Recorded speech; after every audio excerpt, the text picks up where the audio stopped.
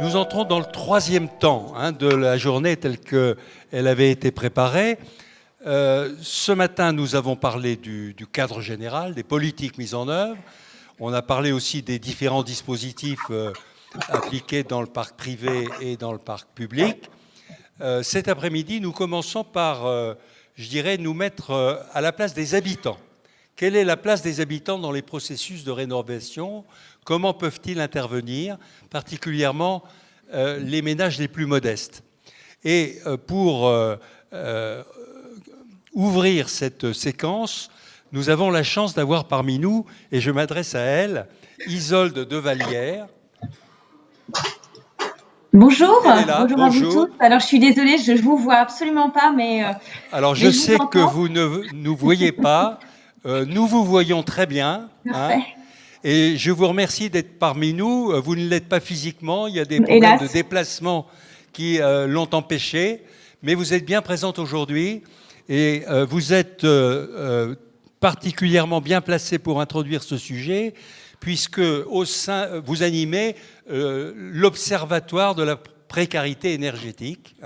C'est un dispositif ou un organisme mis en place voilà quelque temps au sein de l'ADEME. D'ailleurs, je crois que vous nous parlez du siège de l'ADEME, donc d'Angers, n'est-ce pas? Et vous avez mené notamment une étude de suivi extrêmement intéressante d'une cohorte de ménages confrontés à la précarité énergétique et aux différents moyens d'en sortir, si je puis dire. Et vous avez ainsi identifié les freins qu'il faut prendre en compte dans les démarches de ce genre, et peut-être aussi les leviers pour les surmonter. Donc si vous voulez bien, je vais vous donner la parole à l'instant pour que vous puissiez nous rendre compte de cette étude. Et ensuite, nous aurons l'occasion d'écouter plusieurs témoignages qui s'inscrivent exactement dans cette problématique. Nous aurons un témoignage émanant du CCAS de Grenoble qui va nous présenter un dispositif particulier. Nous aurons un témoignage des compagnons bâtisseurs, vous les connaissez, c'est dans leur culture, c'est dans leur gène, c'est l'implication des personnes dans des processus de construction et d'aménagement. Et puis nous aurons aussi un rendu sur une étude menée à la Villeneuve, on en parlera tout à l'heure. J'espère que vous pourrez être encore parmi nous pour écouter ces témoignages, je m'adresse à vous, et pour pouvoir réagir à la suite de ces témoignages. Vous avez maintenant la parole. Très bien, merci beaucoup.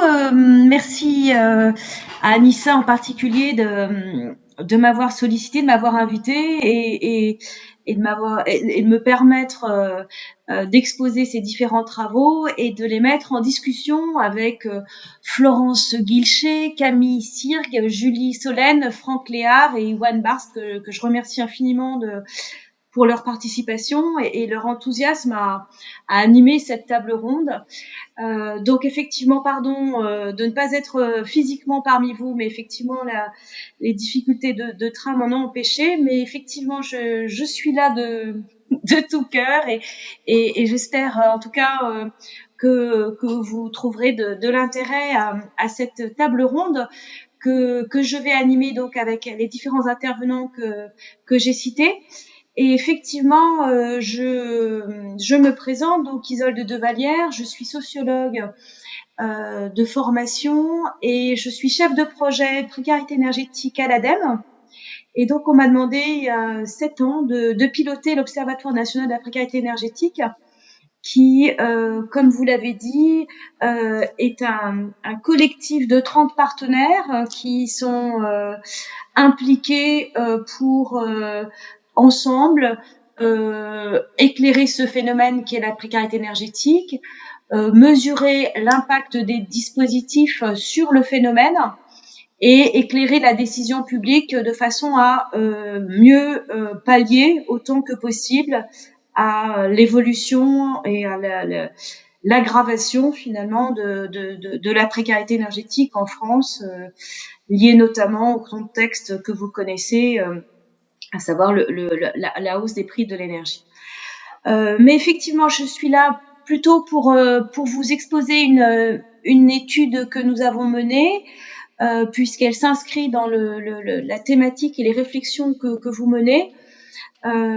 Et donc, je vais vous présenter la synthèse de cette étude qui vient d'être mise en ligne sur le site de l'ONPE, onpe.org. Donc, je vous invite si ça vous intéresse, à rentrer de façon plus approfondie dans ces travaux qui ont traité des leviers et des freins à la sortie de la précarité énergétique. Donc, peut-être pour répondre peut-être à la question que vous avez posée, qui finalement va trouver une réponse indirecte, c'est-à-dire comment les habitants peuvent-ils intervenir dans la sortie de la précarité énergétique. Moi, j'ai pas véritablement de réponse à cette question parce que je me suis vraiment centrée, focalisée sur l'efficacité et l'efficience des dispositifs de lutte contre la précarité énergétique, puisque c'est ça qui m'importait, puisqu'on sait qu'un ménage, s'il n'est pas accompagné, et on va voir dans quelles conditions il peut être accompagné le mieux possible, il a effectivement des difficultés à sortir lui-même de la précarité énergétique, étant entendu que la précarité énergétique, c'est donc une difficulté à satisfaire ses besoins de confort dans un logement en raison de ses ressources financières et ou de ses conditions d'habitat et d'équipement de chauffage. Donc effectivement, on voit bien l'importance d'un tiers qui, en l'occurrence, est l'accompagnateur avec un grand A, on va en reparler, dans la sortie souhaitée, envisagée, visée par le dispositif. Et il s'agit de différents dispositifs que nous avons évalués. Alors, les objectifs de l'enquête longitudinale, comme je l'ai dit, il s'agissait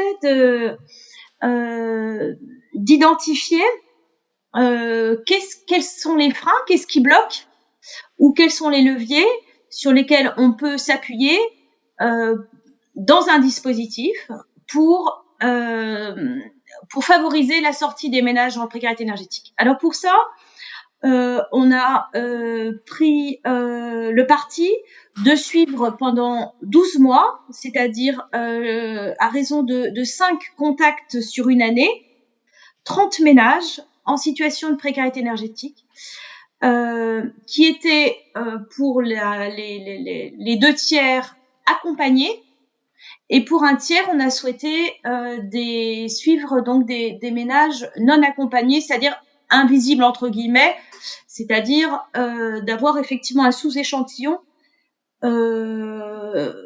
qui nous permettait de faire une comparaison entre ceux qui étaient accompagnés et ceux qui ne l'étaient pas. Donc voilà, une cohorte, donc un échantillon de 30 ménages qui ont été suivis pendant 1 an et qui nous ont permis donc de tirer un certain nombre d'enseignements sur quels sont les blocages, quels sont les freins, qu'est-ce qui a permis à ces ménages de sortir, qu'est-ce que ça veut dire sortir de la précarité énergétique. Ça, c'est un concept qui nous importait, puisque pour pouvoir l'évaluer, encore faut-il le définir et avoir des critères consensuels. Et donc, l'objectif était de savoir finalement qu'est-ce qu'un accompagnement idéal, entre guillemets, c'est-à-dire en tout cas, quels sont les prérequis, qu'est-ce qui permet à ces ménages accompagnés de se dire qu'ils peuvent désormais rester dans leur logement en ayant obtenu du confort thermique et ou évidemment payer leurs factures sans renoncer à d'autres dépenses contraintes. Voilà. Donc ça, c'était vraiment les objectifs de cette enquête longitudinale que nous venons de publier et qui va donner encore lieu à des nouveaux travaux au sein de l'ONPE.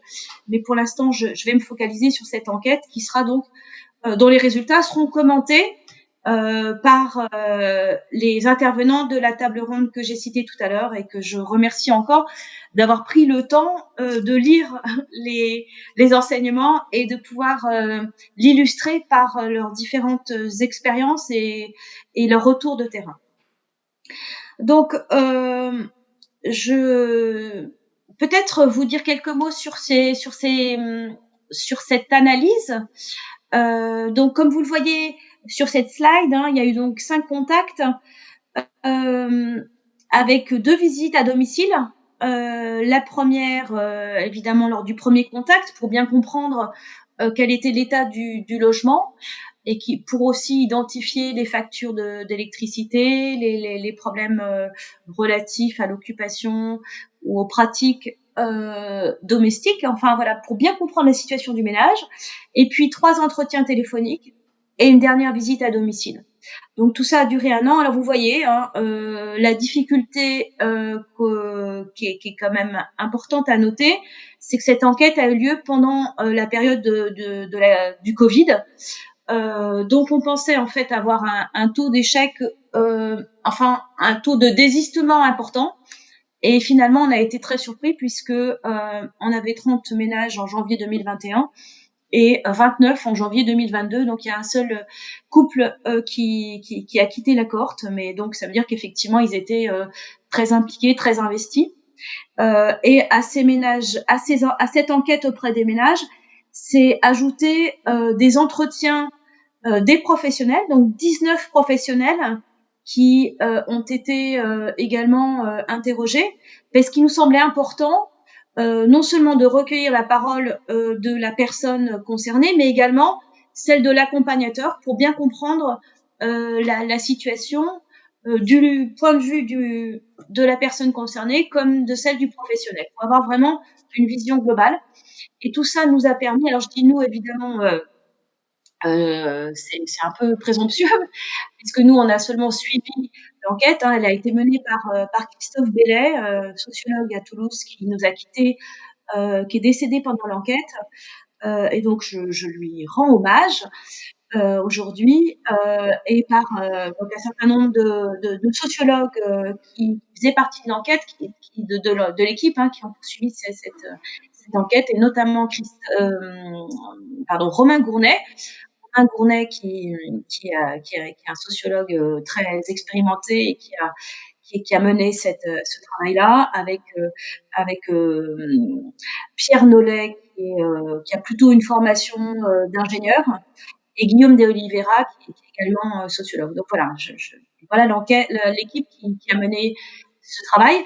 Et l'originalité donc de ce traitement de données, ça a été de réaliser une analyse des parcours de vie, des parcours de précarité énergétique et des parcours d'accompagnement.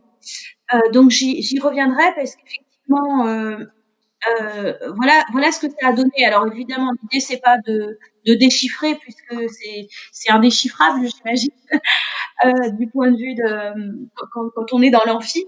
Mais c'est simplement pour vous montrer le travail d'analyse croisée qui a été réalisé par les sociologues et qui a donné donc des résultats intéressants.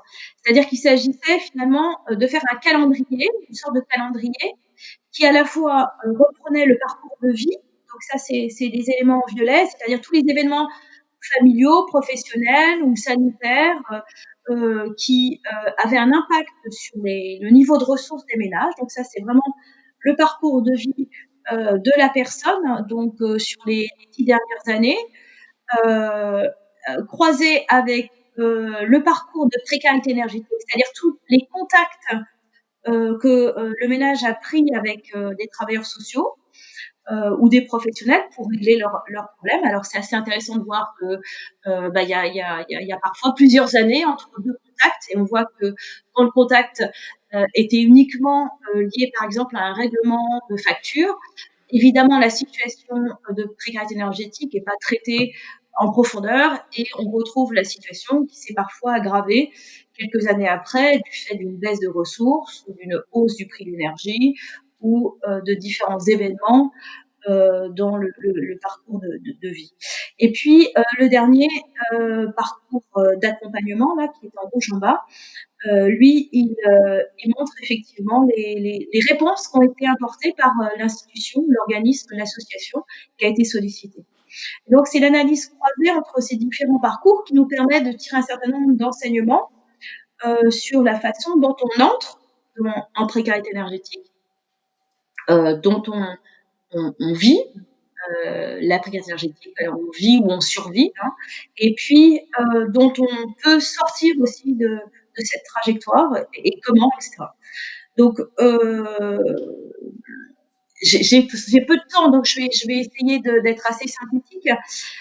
Peut-être dire que sur les modalités d'entrée, on a essayé d'identifier ce qui fait que on rentre, enfin on rentre, c'est un peu peut-être un peu excessif, mais en tout cas, progressivement, on se précarise dans son logement au regard de la qualité de son logement et des factures d'énergie.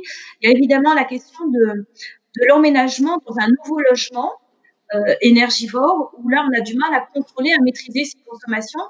Et puis finalement, bon nombre de travailleurs sociaux nous disent, voilà, l'entrée dans un nouveau logement, quand cette entrée n'est pas accompagnée, il y a un mésusage, c'est-à-dire des pratiques de consommation qui sont pas toujours adaptées au type de logement, où on connaît pas la qualité thermique de son logement. Et effectivement, la première facture est souvent très lourde et source d'impayés. Donc ça, c'est une des premières observations, c'est donc l'emménagement dans un nouveau logement énergivore. Une deuxième modalité, c'est celle que vous connaissez tous, évidemment, c'est des accidents de parcours. Enfin, vous avez tous rencontré auprès donc des publics que vous pouvez accompagner, hein, ces accidents qui sont source de déséquilibre budgétaire et donc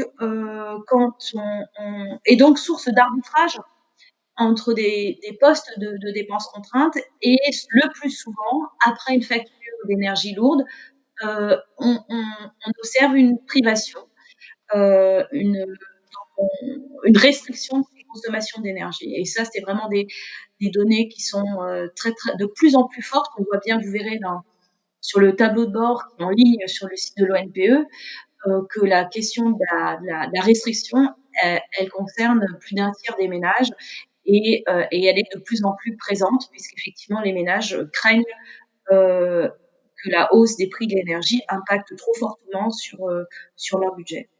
Et puis peut-être donc une troisième modalité, c'est la dégradation progressive de la situation. Voilà.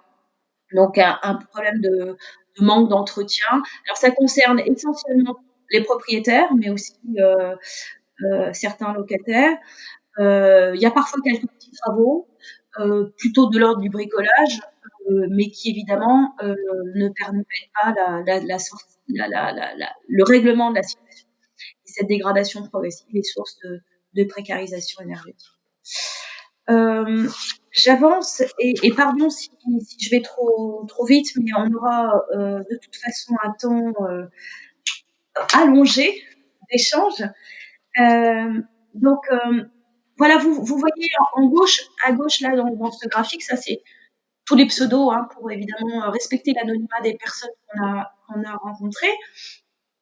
Et donc là, ce qui nous a importé dans ce graphique-là, c'est simplement de mettre en parallèle l'ancienneté dans le logement des personnes rencontrées. Donc on voit bien qu'il y a des personnes qui sont dans leur logement depuis plus de 30 ans, et ce qu'ils évoquent, eux, comme étant leur parcours, hein, entre guillemets, en tout cas leur situation de précarité énergétique. Et donc on observe un certain parallélisme finalement entre les deux, c'est-à-dire que une très grande majorité des ménages sont en situation de précarité énergétique depuis leur entrée dans leur logement qui est mal isolé, mal équipé, et on voit bien que derrière cette durée, il y a quelque chose de l'ordre de l'accommodement pour un certain nombre d'entre eux, où finalement il fait froid, mais bon, on s'en accommode plus ou moins bien avec des problèmes qu'on connaît, hein, qui sont liés à la mauvaise qualité de l'air intérieur, à des problèmes de santé, etc. Ou alors, effectivement, on fait appel donc à un dispositif et le temps que le dispositif nous sorte de la situation, ça peut prendre parfois plusieurs mois, voire plusieurs années. Les stratégies de mobilisation ne sont pas les mêmes selon les statuts d'occupation. Effectivement, on a remarqué que les locataires étaient plus promptes à rentrer en contact avec des travailleurs sociaux, parce qu'effectivement, ils sont voilà, dans cette logique où ils payent un loyer, ils payent une facture et donc ils souhaitent avoir des réponses aux services qui leur sont fournis. Ou alors, effectivement, c'est à l'inverse, voilà, c'est le fournisseur d'énergie qui les renvoie vers un travailleur social pour de pouvoir payer la facture de façon à ce que la facture soit traitée dans une commission FSL, etc., etc. Donc, en tout cas, alors que pour les propriétaires occupants, et je ne parle pas des propriétaires bailleurs qui sont encore un autre cas de figure, et ben effectivement le temps de d'intervention, en tout cas entre le moment où ils sont en difficulté et le moment où ils font appel à un dispositif ou à un professionnel, beaucoup plus long, parce qu'en plus ça leur envoie un sentiment d'échec, de difficulté puisqu'ils sont propriétaires et que il y a quelque chose de l'ordre de je suis capable de traiter ma situation, de la résoudre. En tout cas, c'est pas du tout la même configuration. Et effectivement, les structures d'accompagnement, elles sont mobilisées souvent lorsque la situation est très, voire trop tendue. Là, effectivement, on rentre dans des situations d'impayés, d'endettement, de surendettement, des problèmes de santé chroniques, d'isolement social, etc., etc. Donc ça, c'était une première observation. Alors, je vais un peu vite, mais là encore, on pourra en parler, puisque je suis là pour ça. Mais en termes d'enseignement, il nous semblait aussi important d'identifier où est-ce qu'ils en étaient au bout d'un an. Au bout d'un an, s'ils sont accompagnés ou pas. Donc les sociologues ont identifié 3 cas de figure. Une partie d'entre eux, donc quand même 12 sur les 29 qui ont été suivis, sont en recherche de solutions. Ça veut dire effectivement, c'est quoi les solutions? Et ben soit les propriétaires occupants sont dans un parcours de rénovation de leur logement et donc le temps de boucler les dossiers d'aide aux travaux, c'est parfois 4 à 6 ans. Voilà. Enfin, c'est vrai que ça paraît long, mais c'est vraiment le temps qu'il faut pour accompagner la personne, la persuader de l'intérêt de faire des travaux, trouver l'ensemble des financements pour réduire le reste à charge et puis démarrer le chantier, etc., etc. Et puis un certain nombre de locataires qui, faute de pouvoir évidemment, d'avoir même la légitimité de rénover le logement qu'ils occupent puisqu'ils sont que locataires, ils espèrent déménager. Il y a une dizaine de ménages, et ça, c'est vrai que ça nous a un peu surpris, que les sociologues les qualifient finalement de problèmes sans. En fait, ils avaient parlé d'impasse. Alors, on a enlevé ce mot, on l'a trouvé un peu catégorique, parce qu'il me semble quand même qu'il y a toujours la possibilité de trouver des solutions, même si elles sont parfois difficiles.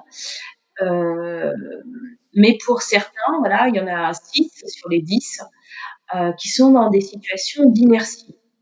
C'est-à-dire que ces ménages-là ne souhaitent pas finalement ni entreprendre de travaux, ni, ni, ni faire de la ni solliciter de la médiation pour mobiliser le propriétaire bailleur, ou alors ils sont dans des situations de non-droit, c'est-à-dire voilà, il y a derrière ça, il y a des situations de personnes qui n'ont pas leurs papiers ou voilà, qui souhaitent pas finalement se faire repérer, identifier par l'administration pour différentes raisons. Voilà. Et puis il y en a 4 qui ont fait des petits travaux. Voilà, donc des petits travaux, ça veut dire parfois des travaux. On met de l'isolant mince et on sait bien que voilà, ça coûte cher et ça règle pas le problème. Ou alors on calfeutre des bouches d'aération parce qu'on supporte plus qu'il fasse froid dans sa salle de bain, mais ça génère des problèmes d'humidité, faute de ventilation, etc. Voilà, donc ça, c'est des problèmes de fond sans véritable résolution. Et puis, il y en a 7 que les sociologues ont qualifiés de sorties. Alors, ça nous a pas mal interrogés, parce que parmi les sorties, il y en a 3 qui déménagent. Et alors, voilà, on s'est dit, est-ce que ceux-là, finalement, ils sont vraiment sortis de la précarité énergétique? Alors oui, ils sont sortis d'un logement énergivore. Voilà, alors coût du prochain logement, ça, il faudrait encore poursuivre l'enquête pour savoir si vraiment ils sont allés dans un logement dans lequel ils pouvaient mieux contrôler leurs dépenses, mieux maîtriser leur consommation. Mais effectivement, le déménagement, c'est aussi finalement quelque part un échec d'un problème, enfin, en tout cas, un accompagnement ou un non-accompagnement qui n'a pas abouti. C'est-à-dire, effectivement, on sait très bien que si le locataire s'en va d'un logement énergivore, et ben, le logement énergivore attend le prochain locataire qui sera dans la même situation dès son arrivée, si le logement n'est pas rénové, si le mode de chauffage n'est pas adapté, etc. Et puis, il y en a 4, donc 4 sur 29, donc c'est très peu. Mais comme il y avait de toute façon un peu moins de, non, je sais plus combien il y avait de propriétaires. Je pense qu'ils étaient, c'était la moitié des cohorte étaient propriétaires. Enfin, toujours est-il qu'il y en a que 4 qui sont engagés dans une rénovation lourde. Et donc on voit bien que bah voilà, c'est aussi le reflet de la situation, puisque, comme vous le savez, en gros, il y a 5,5 millions de logements passoires. Il y a 600 000 logements qui sont pris en charge par des dispositifs de rénovation. Donc, on voit bien qu'il y a effectivement une difficulté à accompagner tous les ménages qui en auraient besoin et on sait pourtant que c'est la seule façon de les sortir de façon durable de la précarité énergétique. Alors justement, qu'est-ce que ça veut dire sortir de la précarité énergétique? Et ça, c'est donc des questions qui nous semblent indispensables, puisque c'est ce qui permet d'identifier si le dispositif est efficace, s'il est efficient. Et donc, au-delà des chiffres, il y a plusieurs modalités. Donc ça, c'est vraiment ce qui a fait consensus avec les différents partenaires de l'ONPE au vu des résultats de l'enquête. La première chose sur lequel les sociologues étaient vraiment assez, en tout cas, pour lesquels c'était un prérequis, vraiment. On ne peut pas rénover un logement si la personne a des dettes, a des impayés et dans une situation financière difficile. Le prérequis, c'est vraiment d'abord et avant tout de traiter sa situation financière pour qu'elle soit pour qu'elle bénéficie d'un équilibre budgétaire assaini, stabilisé, et donc d'une capacité à faire face à ses factures. Ça, c'est vraiment extrêmement important. Donc ça sert à rien de parler de rénovation des logements si quelqu'un a des impayés, si on ne le sort pas de sa situation d'impayé. La deuxième condition, c'est effectivement le bon état technique du logement ou la performance de l'habitat, la performance thermique de l'habitat, qui permet donc de maîtriser ses consommations et de contrôler ses factures. La troisième condition, c'est celle finalement du ressenti des ménages, du vécu des ménages qui ont le sentiment de bénéficier à nouveau ou enfin d'un confort qui soit acceptable techniquement et économiquement selon ses propres normes de confort, selon ses pratiques. Donc ça, c'est vraiment de l'ordre du ressenti. Et puis peut-être quatrièmement, c'est quelque chose de pérenne, une amélioration des conditions et des modes de vie qui permettent une protection durable, pérenne, tenable et une appropriation ou une réappropriation de son logement, s'il est rénové. Ça suscite parfois effectivement de savoir, de savoir l'utiliser autrement et donc de nouvelles pratiques à mettre en place. Donc tout ça, c'est des indicateurs un peu plus opérationnels que ceux de l'ONPE, hein. L'ONPE, on est dans des chiffres, dans des calculs qui sont parfois un peu abscons quand on est sur le terrain, mais ça permet d'évaluer en tout cas l'impact des dispositifs d'aide et d'accompagnement sur le ménage. Alors qu'est-ce que ça veut dire ces dispositifs d'aide et d'accompagnement? Quand on parle d'une approche intégrée et globale, j'ai fait ce petit exercice d'identifier dans chaque dispositif ce que la prestation entre guillemets, en tout cas la mission d'accompagnement recouvrait. Et on voit bien que l'accompagnement, on parle d'accompagnement, tout le monde parle d'accompagnement, il faut le renforcer, il faut le valoriser, etc.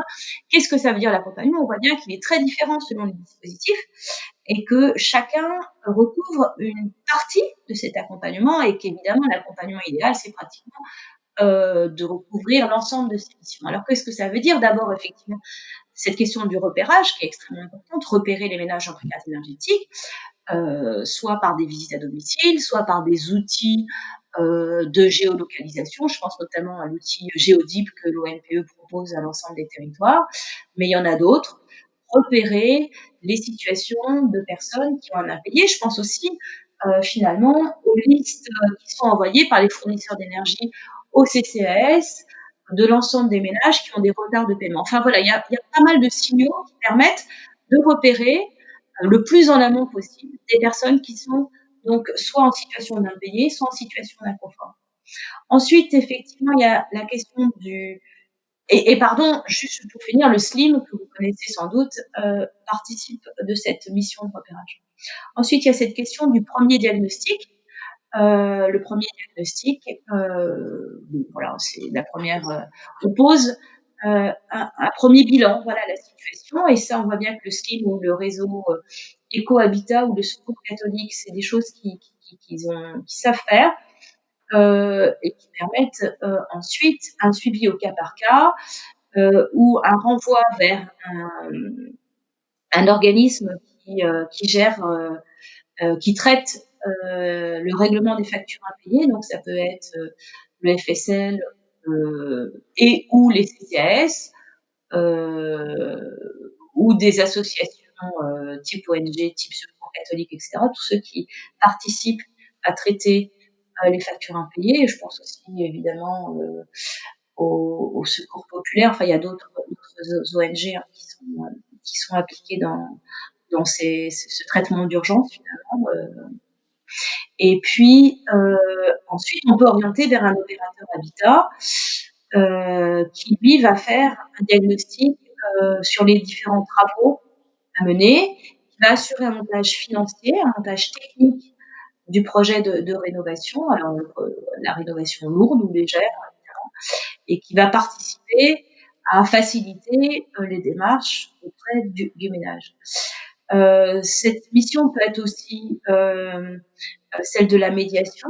Ça, on voit bien qu'il y a un dispositif, notamment le FATME, mais il y a aussi d'autres organismes comme à Lille hein, qui mettent en place des cellules de médiation entre le locataire et le propriétaire bailleur pour justement convaincre le bailleur de faire des travaux. Et puis il y a d'autres dispositifs qui vont pas vers la rénovation lourde, mais qui ont aussi d'autres vertus évidemment, notamment celle du réinvestissement du logement par le ménage, la question de l'estime de soi, donc qui est l'aide à qui est c'est qui sont les dispositifs d'auto-rénovation accompagnée que mènent les compagnons bâtisseurs, qui font partie de cette table ronde, donc ils pourront nous en reparler.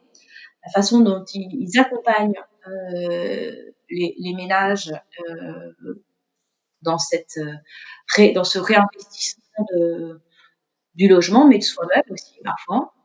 Il y a aussi toute cette question du soutien moral et technique il y a certains CCAS, notamment dans des communes, des petites communes, qui font très bien ce travail-là, parce qu'ils connaissent leurs administrés.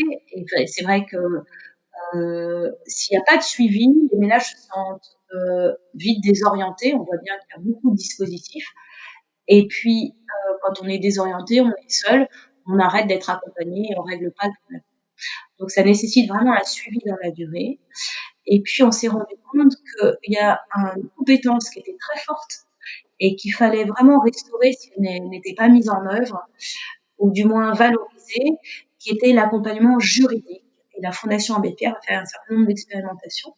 Mais il y a également, je pense aux différentes ADIL, et d'autres organismes qui assurent un soutien juridique. Et on voit bien que pour les locataires, c'est très important qu'ils connaissent leurs droits, leurs devoirs et leur façon d'agir quand ils sont mal logés.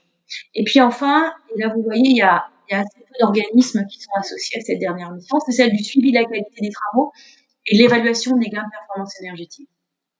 Et ça, c'est vraiment un pan de l'accompagnement qui est un peu en souffrance et qu'il faudrait revaloriser, parce que effectivement, on voit bien l'énergie suscite le montage des dossiers de travaux, l'énergie, le temps, et qui repose sur un certain nombre d'hypothèses de gains de performance thermique et énergétique, de temps de retour sur investissement, d'économie sur la facture. Et si on n'est pas capable de le valider, de nous assurer de l'efficacité du dispositif, alors peut-être que, eh ben, en tout cas, c'est très dommageable. Parce qu'effectivement, il faut qu'on puisse dire, voilà, grâce à ce dispositif, grâce à ces missions, grâce à des budgets de suivi revalorisés, parce que vraiment la question du forfait accompagnement, il faut la poser. Il est souvent très en deçà de la réalité.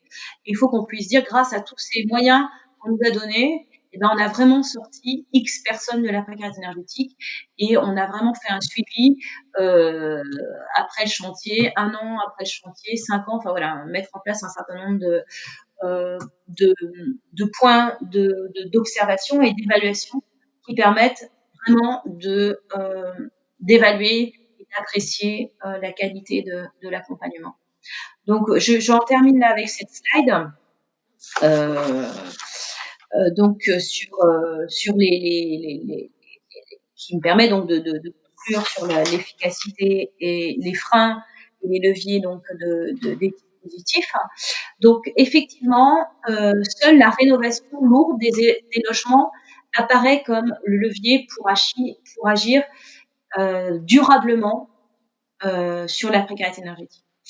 Et ça, c'est vrai que c'est compliqué, cette question de rénovation par geste ou de rénovation lourde, parce que derrière, on voit qu'il y a le reste à charge, il y a même le reste à vivre, et on voit bien que derrière, il y a la question de l'ingénierie qu'il faut mobiliser, et là encore, du coup, que ça génère. Donc, je suis prête à en parler, mais c'est vrai que on ne sort d'une situation de mal logement que quand le logement est rénové ou évidemment quand les ressources du ménage sont, sont retrouvées, c'est-à-dire quand effectivement la situation financière du ménage permet de faire face à ces factures. Voilà.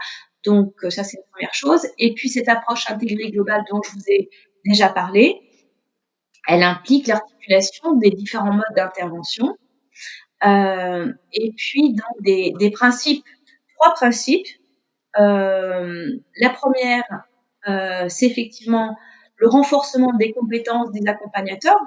On voit bien, je vous ai montré plusieurs dispositifs, hein, les accompagnements, ils sont différents, ils sont variés, mais ce qui est sûr, c'est que chaque personne qui intervient dans le parcours de précarité énergétique, elle doit avoir un minimum de compétences techniques. Qu'est-ce que c'est qu'un logement énergivore? Qu'est-ce que c'est qu'une étiquette énergique? Et pourquoi le logement ne permet pas de protéger l'occupant? Quel est le problème?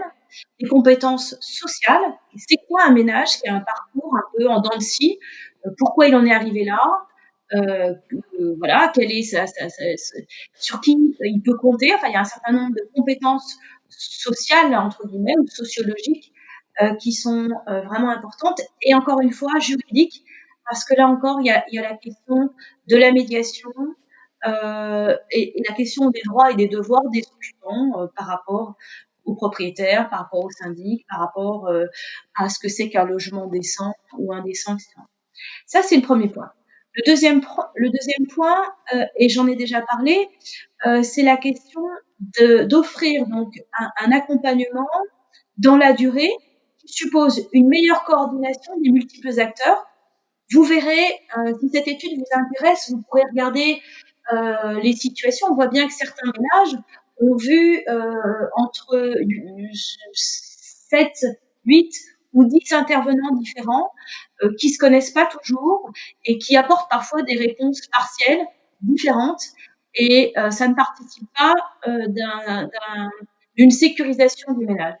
Parce que derrière ça, on voit bien que les dispositifs sont compliqués et donc ça nécessite qu'ils soient plus simples, peut-être qu'il y ait des fiches navettes, qu'il y ait un certain nombre d'outils qui permettent d'avoir un suivi de la situation du ménage dans la durée, et puis une centralisation des informations sur les aides et les dispositifs existants sous forme de plateformes, sous forme de fiches. Alors je sais qu'à l'ONPE, par exemple, on édite et on actualise des fiches aides. On en a 27 qui sont des fiches sur les aides à la personne et les aides à la pierre qui existent, avec la question du statut d'occupation, du doublon ou pas, parce que c'est vraiment hyper important d'être à la page. On voit que ces dispositifs, ils font partie de cadres réglementaires qui sont sans arrêt en évolution. Les barèmes changent, les critères d'éligibilité changent, et donc il faut être en permanence à la page de l'éligibilité de ces dispositifs pour pouvoir les proposer aux occupants. Et donc ça nécessite effectivement une centralisation. Et enfin, et c'est le dernier point que je vais évoquer, parce que je l'ai déjà évoqué, c'est la question des moyens des opérateurs de l'accompagnement, des accompagnateurs.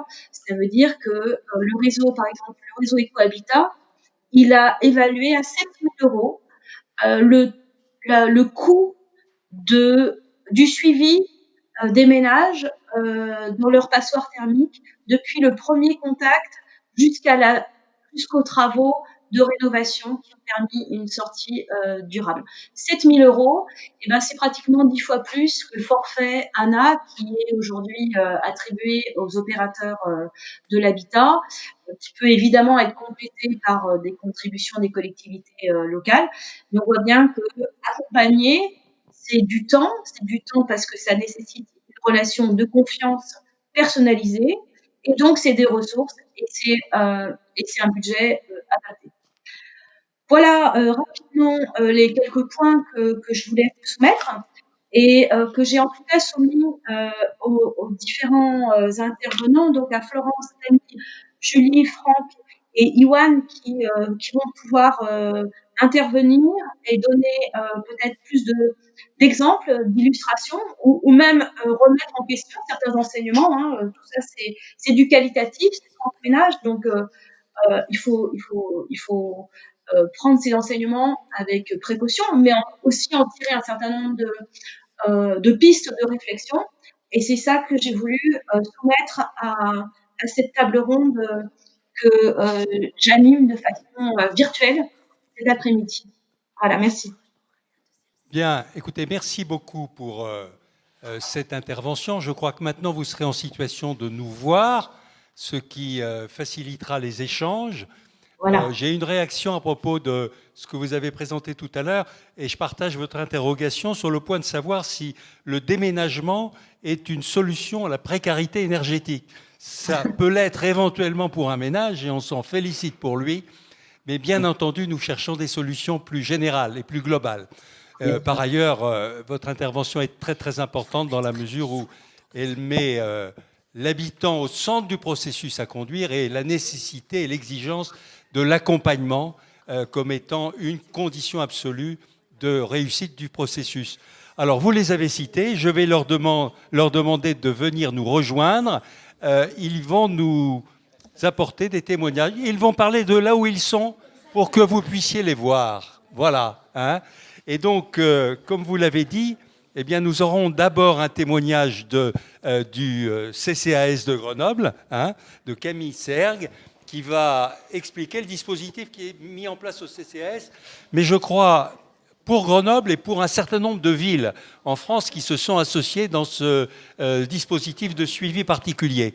Nous aurons ensuite donc un témoignage des compagnons bâtisseurs représentés par sa directrice régionale, c'est bien comme ça que je l'ai dit, Julie Solène.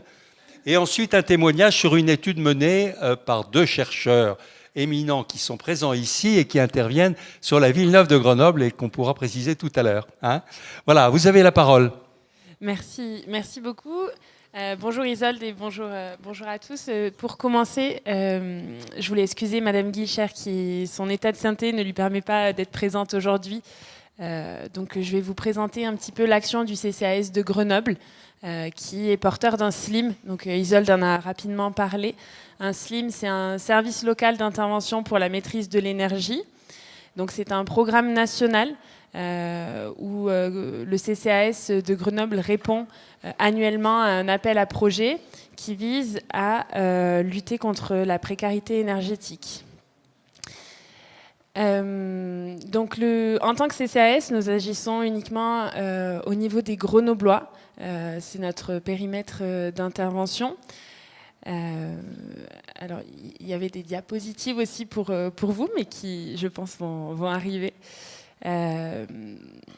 Et donc, pour les Grenoblois uniquement, et concrètement, qu'est-ce que c'est un SLIM ? Donc, nous sommes une équipe de 8 conseillères qui réalisons des diagnostics sociotechniques au sein des domiciles des personnes pour, en 3 étapes, analyser leur consommation, échanger sur leurs habitudes et pouvoir aussi leur apporter du matériel et des éco-gestes, du matériel économe type réducteur de débit, par exemple. Donc le CCAS, on accompagne quel que soit le statut, aussi bien des locataires que des propriétaires. Mais sur Grenoble, on touche principalement des locataires. 90% des personnes que l'on accompagne sont locataires. Et à l'occasion de cette rencontre, nous avons réalisé un défi auprès des locataires en toit pour tous. Donc on a réalisé 11 diagnostics chez des locataires en toit pour tous, quels que soient, on va dire, les dispositifs. Donc ça a permis de toucher à la fois des hommes, des femmes, des couples, on va dire toutes les structures familiales ont pu être touchées sur tous les secteurs grenoblois. Ce qu'on note et ce qu'on a pu mettre en avant, c'est le fait que ces personnes-là sont principalement chauffées avec un mode de chauffage individuel. Et c'est quelque chose qu'on retrouve sur tout le territoire, en tout cas sur le public que nous, on accompagne aujourd'hui. On touche principalement des personnes qui ont un chauffage individuel. Donc, ce qui se traduit sur Grenoble par de la précarité énergétique est plutôt repérée sur les quartiers Saint-Laurent, les quartiers Chaury-et-Béria, vraiment le vieux Grenoble et le centre. Et on a un peu moins de locataires repérés, de ménages en situation de précarité énergétique repérés sur les grands ensembles que peuvent être la Villeneuve, le village olympique.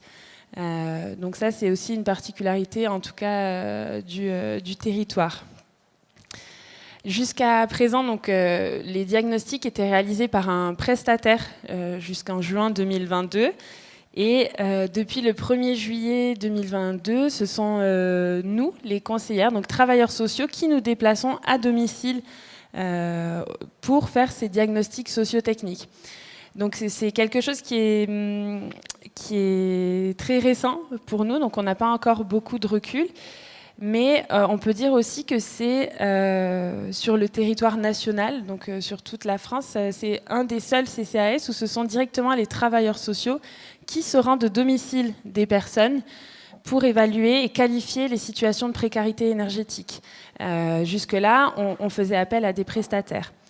L'avantage de pouvoir aller, nous, en tant que travailleurs sociaux, au sein des domiciles, nous permet de repérer d'autres problématiques aussi liées qui ne sont pas forcément liées à la précarité énergétique, mais qui peuvent être aussi liées à l'inadaptation du logement, par exemple en raison d'un vieillissement ou d'un handicap. Donc le fait vraiment d'aller à domicile en tant que travailleur social rajoute une plus-value et amène un accompagnement un peu plus global et pas que sur la précarité énergétique. On parlait de repérer les Grenoblois. Au CCAS, pour repérer les Grenoblois, on a un partenariat avec le fournisseur d'énergie. Donc c'est typique à notre ville, qui est le fournisseur d'énergie et gaz électricité de Grenoble, donc avec une régie locale. Et on a un partenariat depuis plusieurs années qui, sur le plan opérationnel, se traduit par l'envoi d'un fichier de clients, donc ce dont parlait Isolde tout à l'heure, des clients qui ont évoqué des difficultés financières pour régler les factures, ou alors des clients qui payent, mais qui peuvent se plaindre de l'importance de leur facture énergétique. 90% des personnes que l'on accompagne, ce que nous on appelle le motif de l'alerte, ce qui les a amenés vers nous, c'est l'importance des factures énergétiques. Ça ne veut pas forcément dire qu'ils n'arrivent pas à les payer, mais en tout cas qu'ils se sont vraiment questionnés sur pourquoi c'était aussi cher. Et comme le disait Isolde, on a deux profils. On a les personnes qui sont entrées dans le logement très récemment et qui reçoivent cette première facture de régularisation et qui n'avaient pas conscience du prix de l'énergie, en tout cas dans ce logement-là. Et on a aussi les personnes qui sont là depuis plus longtemps, qui sont dans des logements depuis plus de 10 ans, 15 ans, et qui voient au fil des années leur facture augmenter et leur confort parfois diminuer. Donc on a vraiment ces deux profils-là. Pour continuer, on parlait de la sortie de la précarité énergétique. Donc une fois que le CCAS, une fois que nous avons repéré, réalisé les diagnostics sociotechniques, nous allons réaliser un accompagnement renforcé. Un accompagnement renforcé, comme nous on l'appelle, et aussi le nom donné par Leclerc, c'est le fait de revoir les personnes et de mettre en place des actions vraiment concrètes, à la fois sur le plan technique, juridique ou social, voire administratif. Concrètement, ça se traduit par on va repérer des problématiques et on va mettre en place des choses. Donc typiquement, quand on étudie les factures, on se rend parfois compte que les personnes elles n'ont pas le chèque énergie. Donc c'est quelque chose qu'on va faire avec eux, le recours au chèque énergie, voilà, comment ça se fait, qu'est-ce que c'est, et pouvoir aussi expliquer à la personne de comment ça marche. Une autre chose qu'on fait régulièrement et qui notamment a fait suite au diagnostic qu'on a réalisé auprès des locataires en Toit pour tous. Donc je vous ai dit, on a réalisé 11 diagnostics auprès des locataires en Toit pour tous, et pour la moitié, on les a orientés vers notre dispositif de point conseil budget. Un point conseil budget, c'est là où on va traiter les dettes. Et donc, la moitié des personnes, des locataires Un Toit pour tous, avaient des dettes, pas forcément de loyer, mais parfois d'énergie. Donc, on les reçoit au bureau, on fait le lien avec le fournisseur d'énergie pour réadapter le contrat. Des fois, on prend le temps d'appeler, de voir... est-ce que la puissance est bien la bonne? Quelles sont toutes les options facultatives qui peuvent être ajoutées au contrat, mais qui sont parfois pas nécessaires quand on est dans une situation de précarité? Et donc, on a tout l'aspect négociation avec GEG pour mettre en place des apurements financiers adaptés aux ressources des personnes. Malheureusement, aujourd'hui, on touche beaucoup de locataires, donc du coup, on a du mal à toucher ces propriétaires et donc à avoir des sorties durables de la précarité énergétique. On parlait de sortir de la précarité énergétique, donc en effet, nous, on a des personnes qui nous sollicitent en espérant que le diagnostic qu'on va réaliser qui, à l'issue de ce diagnostic, on réalise un rapport et les personnes espèrent que ce rapport va leur permettre d'avoir un autre logement, en fait. Mais malheureusement, c'est pas toujours le cas. Vous connaissez la situation tendue immobilière. Pourtant, on travaille quand même avec des bailleurs, ce qu'on appelle la médiation. On a signé des conventions avec les bailleurs sociaux du territoire pour essayer d'agir et de réaliser des petits travaux qui peuvent être par exemple l'installation d'un thermostat, l'installation de robinets thermostatiques, la réparation des fuites, le changement de fenêtres, mais on reste sur des petits travaux, en tout cas pas une rénovation totale du logement, donc c'est rare qu'on puisse demander une isolation. Mais les bailleurs avec qui on travaille nous mettent à disposition donc un interlocuteur unique qui crée et demande aux chargés de patrimoine d'intervenir chez les personnes qu'on a repérées dans le cadre de la précarité énergétique. On travaille aussi du coup avec d'autres partenaires comme Solia. On travaille aussi avec le service santé-environnement de la ville parce que parfois la précarité énergétique peut être liée aussi à d'autres problématiques comme la non-décence ou l'insalubrité. Et on a aussi au CCAS développé un fonds d'aide précarité énergétique qui nous permet de financer donc, des petits travaux à hauteur de 1 500 € par an. Donc ces travaux, voilà, ça peut être le changement d'une baie vitrée, ça peut être l'installation de volets aussi. Voilà, on est sur des tâches qui vont pas vraiment permettre une rénovation totale, mais qui vont essayer d'améliorer le confort thermique. Nous, notre objectif, il est aussi là, c'est pas toujours de faire baisser la facture énergétique et même notre travail pédagogique aujourd'hui, c'est d'expliquer que la facture, elle va pas le baisser malgré la diminution des consommations. Malgré la privation, au fait du contexte actuel, eh ben, les factures continuent d'augmenter. Donc c'est aussi tout ce rôle-là, toute cette mission-là qu'on donne aux personnes. Notre action, donc le SLIM, se complète aussi par d'autres actions qu'on réalise auprès des habitants. On intervient dans les maisons des habitants de Grenoble pour proposer des ateliers de sensibilisation à la précarité énergétique. Voilà, où on utilise un jeu qui a été créé par le conseil départemental du Tarn, le jeu Économe, qui permet d'échanger sur les sujets d'actualité, la fin des tarifs réglementés, qui permet d'échanger sur les usages dans les logements, les habitudes, et aussi sur les éco-gestes, le petit matériel. Ces ateliers ont amené à d'autres ateliers dans les centres sociaux, comme la création des bas de porte fait maison, la création de déshumidificateurs, la création de rideaux thermiques. Voilà, donc d'une action de sensibilisation a pu découler d'autres actions.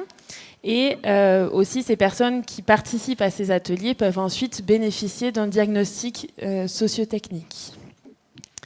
On a également travaillé avec la chaire HOP de Grenoble dans le cadre d'un développement d'un livre qui aujourd'hui s'appelle Jérémie et la maison malade, qui est un livre à destination des enfants pour sensibiliser à la précarité énergétique et qui s'est accompagné d'un nouvel outil qui s'appelle le Conformètre. Le Conformètre, c'est un quiz qu'on peut remplir soit sur papier, soit en ligne, avec des questions plutôt simples, au nombre de 10, et qui permettent de s'auto-évaluer. Est-ce que je suis en situation de précarité énergétique ou pas ?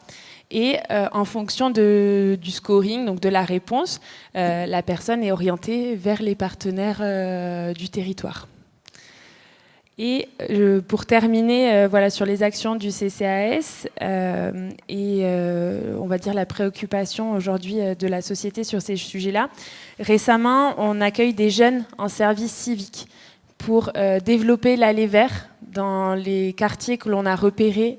Donc sur Grenoble, les quartiers dont je vous parlais, plutôt les quartiers Saint-Laurent, le quartier Cherier-Béria, Baie-Grégoire, pour aller rencontrer, à la rencontre des habitants, pour essayer de repérer les personnes en situation de précarité énergétique, qui pour nous est notre enjeu depuis plusieurs années, et encore sur l'année 2023. Donc on a un maillage partenarial aujourd'hui avec les assistantes sociales du secteur, tous les assistantes sociales référentes et aussi les opérateurs qui interviennent sur les sujets de la précarité énergétique pour essayer de repérer ces grenoblois. Je vais passer la parole à... Oui, ouais. Si vous voulez passer peut-être le micro, mais je vais le faire directement à Julie Solène qui va intervenir au nom des compagnons bâtisseurs. Et j'indique à Isolde là, qu'elle peut intervenir si elle le souhaite. Elle suit bien ce que nous faisons. Elle peut intervenir quand elle le voudra. Les compagnons bâtisseurs, dites-nous. Alors, est-ce qu'on m'entend bien? Oui, c'est bon. Oui. Compagnons bâtisseurs, tout à fait. Peut-être un petit mot déjà pour présenter l'association rapidement pour ceux qui ne nous connaissent pas.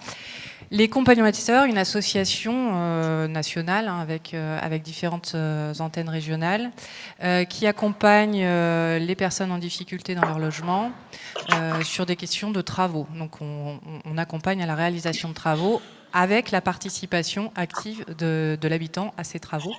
Donc l'objectif, c'est vraiment à la fois évidemment d'améliorer les conditions d'habitat des personnes que l'on accompagne, mais aussi voilà, par la mise en mouvement de ces personnes et leur implication dans les travaux, les remettre un peu au cœur de leur projet, au centre de leur projet, et finalement les remobiliser et développer finalement la capacité d'agir des habitants qu'on accompagne.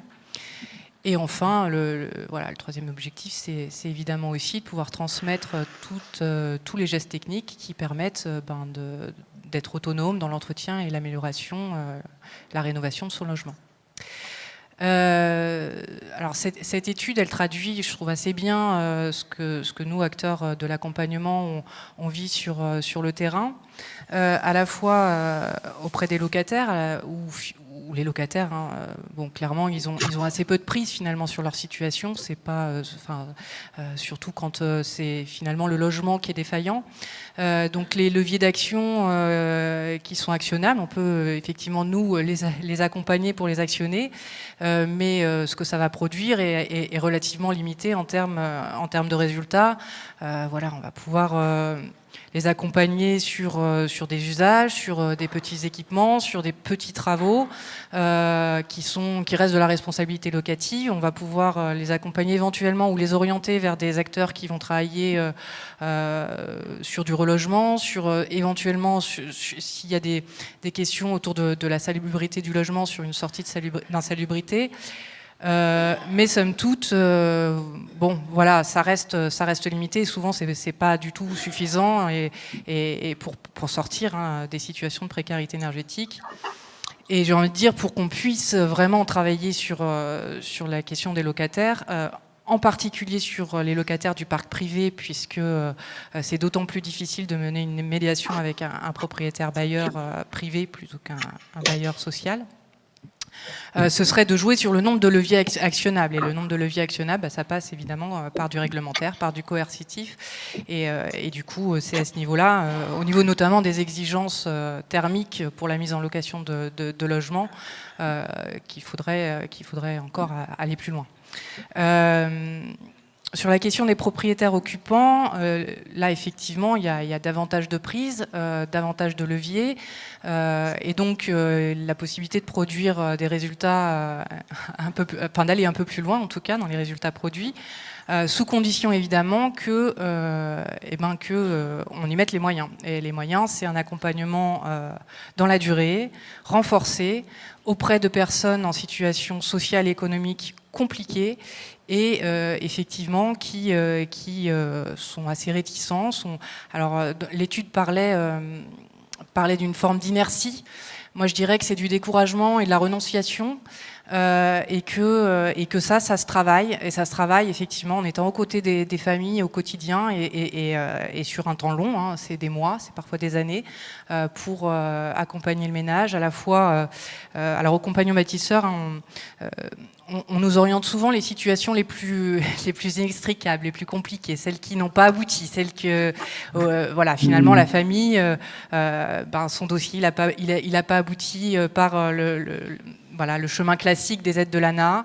Tiens, est-ce que l'auto-réhabilitation accompagnée, puisque c'est de ça dont on parle, pourrait être une solution ?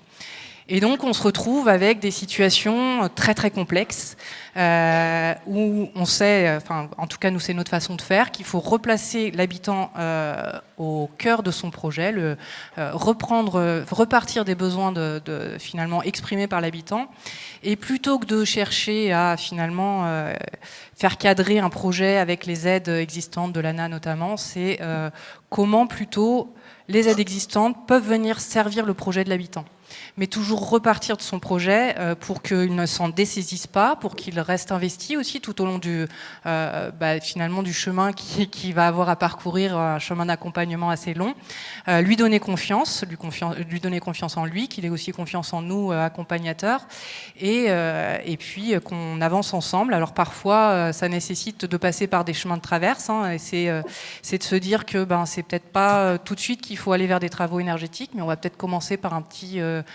chantier, je sais pas, pour refaire la cuisine ou des petites finitions qui manqueraient dans son logement pour quelque part déjà lui donner l'envie de s'investir à nos côtés. Et puis une fois que ça se met en place et qu'il y a de la confiance qui est là, on peut l'embarquer pour aller plus loin. C'est un petit peu la politique des petits pas parfois, l'embarquer plus loin, parce que c'est sûr que si on présente tout de suite un projet de travaux énergétiques conséquent avec parfois des montants astronomiques qui font peur d'emblée, et surtout, vu les situations économiques qui sont compliquées, il y a aussi tout un travail sur le reste à charge à conduire. C'est donc l'accompagnement, c'est vraiment travailler sur le volet économique. Alors on n'est pas seul, évidemment, on s'appuie sur un ensemble d'acteurs, et Isolde l'a dit, c'est vraiment essentiel pour faire aboutir ces accompagnements de travailler de manière concertée, donc avec les opérateurs de l'habitat, enfin les opérateurs de l'ANA, avec également les services des collectivités. Donc c'est tout ça qui est nécessaire pour faire aboutir des dossiers complexes, et évidemment ça veut dire des moyens plus conséquents que ce qui existe aujourd'hui, qui doivent être mis sur ces accompagnements, dans la mesure où on a aujourd'hui des formes d'accompagnement standardisées qui répondent certes à une partie des publics, mais vraiment pas à tous, et encore moins à ceux qui en ont le plus besoin et qui sont le plus précarisés. Voilà. Merci beaucoup pour ce témoignage très intéressant, très riche, qui met vraiment l'habitant au cœur de son projet. Écoutez, vous allez nous parler, alors donc c'est Franck Léard, c'est ça, pardon, et Yann Barth, Ivan, excusez-moi. Donc j'ai compris que vous meniez une étude sur la rénovation de Villeneuve en général, et que dans ce cadre-là, vous allez justement faire remonter ces problématiques de l'attente et la participation possible des habitants. Tout à fait. Oui. Alors je me permets de me lever parce que je suis enseignant aussi, j'ai un peu du mal à tourner le dos à un amphi, si vous voulez, ça me fait un petit bug, si vous voulez, au niveau de l'expression. Puis se plier au dispositif sociotechnique, on a vu que c'était quelque chose d'assez important ici, là on a l'occasion peut-être de communiquer un peu différemment. Voilà, alors nous effectivement je vais vous présenter un peu ce qu'on fait au Champ des Possibles, donc l'association qui s'occupe d'un suivi de cohorte, qui se réalise en ce moment donc, au niveau des habitants de la Villeneuve d'Échirolles et la Villeneuve de Grenoble. Donc on suit des habitants sur 2-3 ans pour essayer de voir l'évolution de leurs conditions de vie, en essayant de mesurer comment ça se transforme pour eux suite à des rénovations urbaines.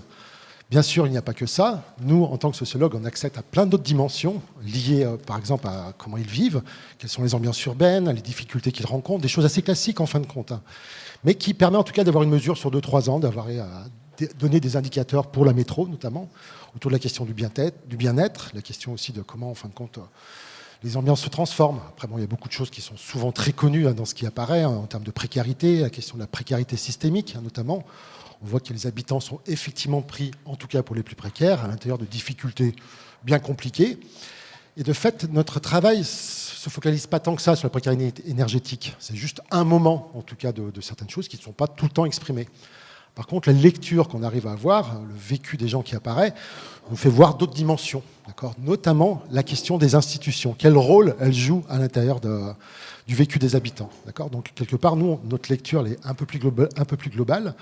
On ne se focalise pas uniquement sur le vécu des personnes et on va voir en fin de compte le rapport aux institutions, le rapport aux travailleurs sociaux, le rapport à la police, le rapport à la mairie, etc., qui donne davantage des précisions sur le vécu, voilà, le vivre en fin de compte, quoi. Et cette matière-là, elle est très importante parce qu'elle permet de comprendre d'autres dimensions qui sont souvent peu mentionnées, peu pensées aussi, d'une certaine façon, et qui permettent d'accéder, à mon avis, à une autre forme de complexité qui permet d'expliquer pourquoi les personnes ont des résistances vis-à-vis du suivi de ce type de précarité énergétique. Voilà, alors moi j'accompagne aussi des travailleurs sociaux, je suis formateur pour travailleurs sociaux, donc de temps en temps je vois un petit peu les problématiques qu'ils rencontrent, et c'est un petit peu là que je trouve important à faire le lien, c'est notamment avec la dimension, telle qu'elle a été mentionnée dans l'étude, de la centralité en fin de compte du travailleur social ou de l'accompagnant, un petit peu comme Camille l'a expliqué, et effectivement ce rôle qui est fondamental pour essayer de bien comprendre comment la personne va activer les personnes, quoi, mettre en œuvre, qui donc semble prépondérant à bien des niveaux. Alors, on voit que très souvent, la question de la confiance, la question de l'adhésion, elle est quand même assez fondamentale. Là-dessus, on voit très bien que les travailleurs sociaux ne sont pas toujours dotés de la même manière, justement, dans cette qualité d'accompagnement. Faire adhérer, si vous voulez, les personnes dans la précarité, c'est pas facile et ça ne va pas de soi en tant que tel. D'accord ? Alors, évidemment, il y a des dimensions un petit peu... sur la question de la précarité énergétique, nous sommes vraiment sur une dimension socio-technique qui demande une certaine formation, mais tout le monde ne l'a pas. D'accord ? Donc évidemment, effectivement, parfois les travailleurs sociaux génèrent en fin de compte un éloignement vis-à-vis justement de l'adhésion vis-à-vis de ce type de dispositif. Vis-à-vis de tout ça, il y a aussi une autre dimension, c'est que la défiance, le manque de confiance envers les dispositifs relève en fin de compte d'un vécu plus global. C'est-à-dire qu'on a de la défiance envers énormément de choses. Pour les plus vulnérables, ceux qui ont des parcours d'éloignement beaucoup plus marqués, il devient plus difficile, si vous voulez, d'adhérer à des personnes qui sont souvent stigmatisées, souvent en tout cas très encadrées. Il y a beaucoup de personnes qui interviennent auprès d'eux. Alors, c'était un petit peu mis en avant tout à l'heure, rien que sur la question de la précarité énergétique, il y a pas moins de 10 intervenants en fonction des dispositifs. Ça fait beaucoup de monde quand même, en fin de compte, quoi. Des personnes qui, toute leur vie, ou pendant un certain temps de leur vie, ont été, si vous voulez, pris dans ce parcours social qui est potentiellement stigmatisant, ça donne des raisons, en fin de compte, d'abandonner aussi. Encore une fois, il faut que je m'y mette, si vous voulez. Encore une fois, il faut que j'arrive à m'activer, ou que j'arrive à poursuivre quelque chose qui permettra de sortir en partie de la précarité.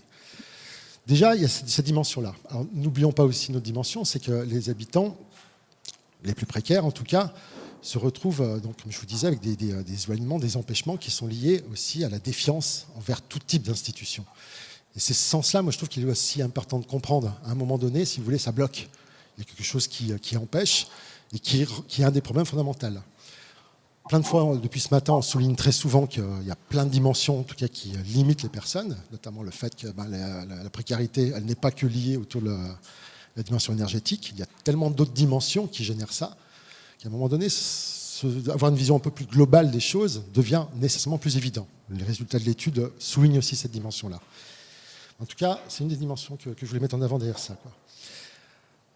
Juste par rapport, donner un exemple, voilà, qu'est-ce qui se passe dans les CAF, qu'est-ce qui se passe dans les CPM, qu'est-ce qui se passe dans les MDH, qu'est-ce qui se passe au Pôle emploi. Vous voyez bien qu'à un moment donné, les raisons d'un éloignement ou d'une défiance, elles sont multiples. Et en fin de compte, pour les plus invisibles et pour les plus méfiants, effectivement, s'adosser à de tels types de dispositifs reliés à la précarité énergétique, ça demande un effort supplémentaire qui repose très souvent sur le talent du travailleur social. D'accord ? Je trouve ça important à souligner, quoi. Il y a une autre dimension qu'il faut donc souligner, c'est vraiment comment on arrive à penser à un écosystème de la confiance. Pourquoi tout doit reposer sur le travailleur social ? Pourquoi pas il y a un travail qui peut être mené sur à d'autres échelles. Travailler la question de l'accueil, par exemple, dans certains types d'institutions. Voilà, je trouve que c'est aussi important que vous êtes pensé peut-être en termes de politique publique, quoi. À quel moment on arrête de générer des polarités de stigmatisation qui se retrouvent ailleurs, en fin de compte aussi. D'accord ? On évoquait ce matin, je ne sais plus qui a parlé de ça, mais voilà, à quel moment on arrive à faire de la transversalité aussi ?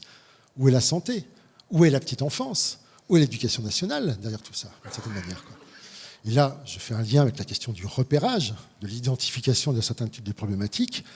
Pourquoi c'est toujours que le travailleur social qui doit faire ça ?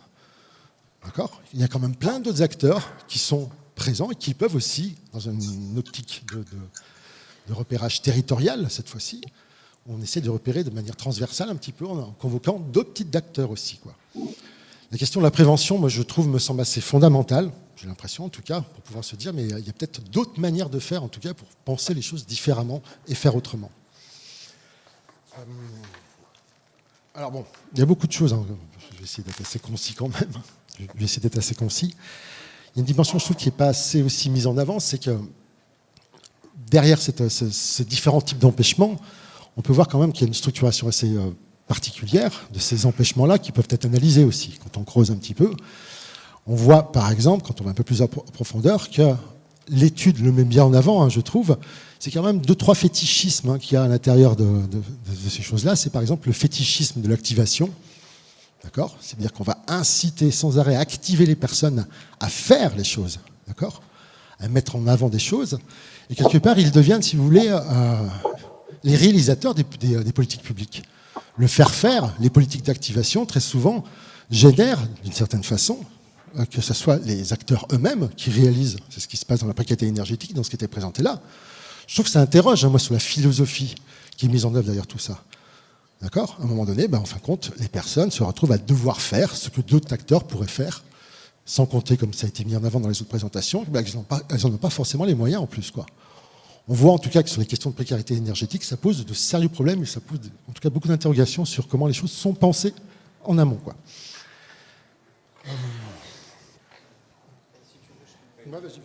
Je vais faire une petite illustration de cette prise de recul qui est encouragée quand on passe son temps, comme on l'a fait ces derniers mois, à écouter les habitants. Donc, pour vous resituer un petit peu, c'est une quarantaine d'habitants, enfin c'est 40 habitants, non un peu plus, une quarantaine d'habitants du côté Grenoble et une soixantaine d'habitants du côté Villeneuve-d'Échirolles. Donc il y a bien le côté de Grenoble et le côté d'Échirolles qui fait partie de l'étude sur laquelle l'association Champ des Possibles est mobilisée. Et c'est des gens que, un petit peu comme sur l'étude de l'ONPE, on va chercher à revoir. Alors on ne va pas les revoir 5 fois dans une année, comme sur l'étude de l'ONPE, mais nous, on va les revoir 2 ans après et on va les réinterroger sur le vécu dans le quartier et sur le rapport à la rénovation urbaine, qui est le cadre un petit peu prédominant dans lequel on fait l'étude. Donc la rénovation urbaine sur des endroits comme les Villeneuve de Grenoble ou d'Échirolles, c'est des projets très très importants qui se chiffrent en millions d'euros. Et c'est pour ça que quand on a préparé un petit peu cette table ronde, un des mots qui est revenu dans ce que nous, on pouvait proposer comme témoignage, c'est le mot de dépossession. Parce que là, en termes d'échelle, on est vraiment sur des choses qui, a priori, ont toutes les raisons d'échapper aux habitants et ils ont toutes les raisons de sentir que les choses leur glissent des mains sur lesquelles ils n'ont pas de prise. Et en effet, c'est la plupart du temps le cas. Alors il y a des habitants qui se sentent un petit peu plus informés, un petit peu plus en prise avec les choses. C'est des habitants avec du capital culturel un peu plus important, qui peuvent se renseigner, qui ont du temps et qui ont notamment de la disponibilité d'esprit. Et ça fait retour un petit peu à ce que disait Franck à l'instant, c'est cette notion d'activation, et je reviens même un petit peu en amont sur la notion de confiance ou de l'adhésion. Pourquoi est-ce qu'il faut susciter de la confiance ? Pourquoi est-ce qu'on a besoin d'une adhésion des habitants ? Après tout, c'est peut-être à interroger, c'est leur logement, c'est leur confort thermique, c'est leur chéquier. Pourquoi est-ce qu'ils auraient besoin d'adhérer ? Ça devrait être évident. Ça oblige en effet à faire un petit pas de recul et à se dire pourquoi ils n'adhèrent pas, pourquoi est-ce qu'on recherche leur adhésion. Une des premières choses, c'est tout à fait ce que disait Julie, c'est sur l'accommodement. Oui, mais finalement on s'y habitue à avoir froid, à payer cher, etc. On s'y habitue jamais. C'est pas du tout le terme d'accommodement à utiliser pour imager les choses, mais c'est beaucoup plus en effet du découragement, de la renonciation ou de la priorisation. Quand on n'arrive pas à boucler ses fins de mois du tout et à terminer en permanence, à aller du côté des associations caritatives pour pouvoir manger, en effet, la précarité énergétique passe en second plan. C'est pas pour autant qu'on s'en accommode au sens littéral du terme. Le manque d'accompagnement dans des logements énergivores, c'est quelque chose que nous disent les habitants alors ça s'écarte un tout petit peu de la précarité énergétique, mais quand on leur parle de choses plus générales sur le vivre ensemble, sur l'aspect du quartier, sur le respect des poubelles, etc., ils disent oui, des fois les habitants sont un peu parachutés dans ce quartier, avec parfois d'autres mœurs, d'autres cultures, et personne ne leur apprend, entre guillemets, comment ici on vit. Et comme le tissu social, les liens de sociabilité ont été considérablement détruits, je ne veux pas vous faire un traité de sociologie, mais sur les 30 dernières années, les collectifs se sont en grande partie dégradés. Il n'y a plus beaucoup de liens sociaux pour montrer un petit peu comment est-ce qu'ici on vit, quelles sont les habitudes, quels sont les usages, quels sont les dispositifs techniques, le vide ordure, etc. pour parler des ordures, mais c'est la même chose sur les pratiques énergétiques. Et puis, une dernière chose, et après je te repasse le micro parce que je vois que tu es fâché que je te l'ai pris, sur la notion de temps. Ce qui a été pointé, c'est le temps qui s'écoule entre une difficulté, un appel à l'aide et même, j'ajouterais, la réalisation de cette aide. Quand on parlait des différents dispositifs, on parlait d'échelles de temps de 2 à 4 ans, parfois 5 ans, etc. Quand c'est des travaux qui sont envisagés, il faut faire d'abord un diagnostic. Dans les quartiers populaires, qui sont ceux qu'on va aller interroger, les dimensions temporelles ne sont pas du tout celles-là pour bon nombre de personnes. Ça se joue au mois, voire en dessous. Donc quand on demande aux gens de se projeter sur des éventuelles économies d'énergie dont ils ont besoin, ils ont en effet le chéquier à sortir, enfin le virement à faire, etc. Donc bien sûr que ça les intéresse financièrement, sauf qu'ils ne peuvent pas se projeter aussi loin. Et quand on parle d'un retour sur, pas investissement, mais un retour sur travaux qui va se dérouler dans 5 ans dans le meilleur des cas, voire dans 10 ou 15, en effet, ça sort complètement des préoccupations de toute une partie de la population. Et la suite, je dirais. Attends, bon, je continue. C'est bon. On a encore le temps ? Ouais. Il y a une autre dimension, pour poursuivre l'idée d'Ivan, c'est qu'effectivement, il y a une dimension sur la confrontation des temps institutionnels et des temps personnels. Évidemment, il y a une tension qui se crée, qui génère très souvent des incompréhensions, et qui génère aussi les éloignements. Moi, j'aimerais mettre en avant la question du rôle du bailleur social, par rapport à ça, des bailleurs sociaux, qui des fois se retrouvent à avoir des obligations, qui, comme on l'a compris ce matin, répondent à une certaine complexité aussi, évidemment, mais qui montrent que par contre, la communication, elle se fait difficilement.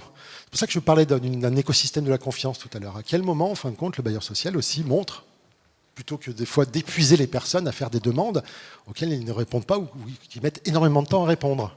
D'accord ? Très souvent, les personnes se démobilisent et s'habituent à la démobilisation, se résignent aussi parce que derrière, la réponse institutionnelle, bailleurs sociaux, services sociaux, etc., est beaucoup plus long. Et cette tension-là, elle devient problématique et fait que les personnes s'accommodent d'abord à ne plus faire, ou faire sans, ou faire par eux-mêmes aussi. Et ça, c'est une autre dimension que j'aimerais mettre en avant. C'est que les personnes, dans certains types de quartiers, notamment ceux-là, s'habituent, si vous voulez, à faire sans les institutions aussi. Ils trouvent des combines. C'est la fameuse débrouille, évidemment. Ils s'habituent avec l'économie informelle, l'économie souterraine, et derrière, et tout ce qui est porté par les services sociaux, par les institutions, deviennent secondaires, si vous voulez, quoi. Chez les plus précaires, on fait autrement déjà, si vous voulez, d'une certaine manière, quoi. On invente des choses qui ne sont pas toujours légales, évidemment. On bricole énormément, ce n'est pas toujours bien fait. Mais il y a en tout cas tout ce continent-là, que tout le monde sait que ça existe, en tout cas, évidemment. Mais derrière, si vous voulez, il y a des dispositifs qui sont pensés d'une certaine manière et une réalité qui est complètement différente, si vous voulez, quoi. C'est là-dessus où je voulais en venir aussi, quoi. C'est que quelque part, il y a aussi une sorte d'obsession, un fétichisme du dispositif, quand même, qui existe dans les politiques publiques, qui partent très souvent du bas, d'accord ?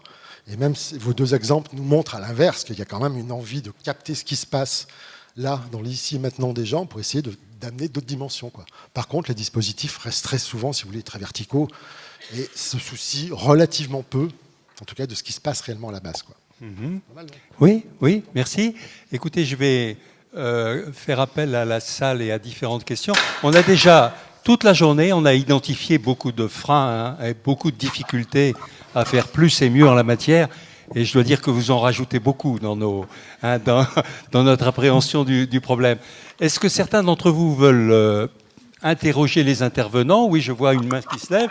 Et puis ensuite, on pourra peut-être demander à Isolde d'apporter sinon un mot de conclusion, du moins une réaction à ce qu'elle a entendu. Oui ? Oui, Bernard Vidal du Pacte du pouvoir de vivre. J'avais une remarque sur l'étude nationale de l'Observatoire. Alors, je trouve très positif le fait de bien vouloir partir du vécu des personnes concernées, la cohorte de 30 personnes, en plus avec un suivi dans le temps, qui est tout à fait intéressant. Mais il me semble qu'il serait possible d'aller nettement plus loin, c'est-à-dire que les personnes concernées ne soient pas objet de l'étude, mais co-acteur de l'étude, y compris dans les préconisations qui sont faites, dans les suites à donner. Voilà, je trouve que ce serait très intéressant d'aller jusqu'à ce stade-là. Bien, écoutez, c'est une question pour Isolde de Vallière. Vous l'avez bien entendu? Oui, très bien. Bon, je vais répondre. Je réponds d'abord à cette question. Alors, c'était pas le protocole. C'est-à-dire qu'en fait, ça s'appelle une intervention. Alors, effectivement, du type l'auto-rénovation accompagnée, c'est-à-dire, mais ça vient presque après, c'est-à-dire qu'effectivement, on identifie le problème, on le partage avec les personnes concernées, on leur fait identifier un certain nombre de solutions et on travaille ces solutions avec ces personnes-là. Alors, il y a des associations qui le font beaucoup et ça nécessite des compétences en animation réelle. Et c'était pas en tout cas l'objet de la commande qui était plutôt d'observer en tant qu'agent externe, d'observer la situation et de la comprendre. Et là, la prochaine étude... Isolde, pardon, je te coupe. Est-ce que tu peux régler ton micro parce qu'on t'entend très mal depuis la salle? Juste bien, essaye de nouveau. Allô? Oui, c'est mieux. Pardon, mais ça se joue à parfois quelques centimètres. Bon, voilà, donc j'entends la question, mais ça n'était pas la commande. Voilà. Donc, je ne dis pas que... Enfin, voilà, ça nécessite en tout cas une autre approche que celle qu'on a menée. Et en fait, moi, ce qui m'apportait, c'était de comprendre en quoi le dispositif impactait sur le ménage. C'était ça la question. C'était pas comment faire en sorte que la personne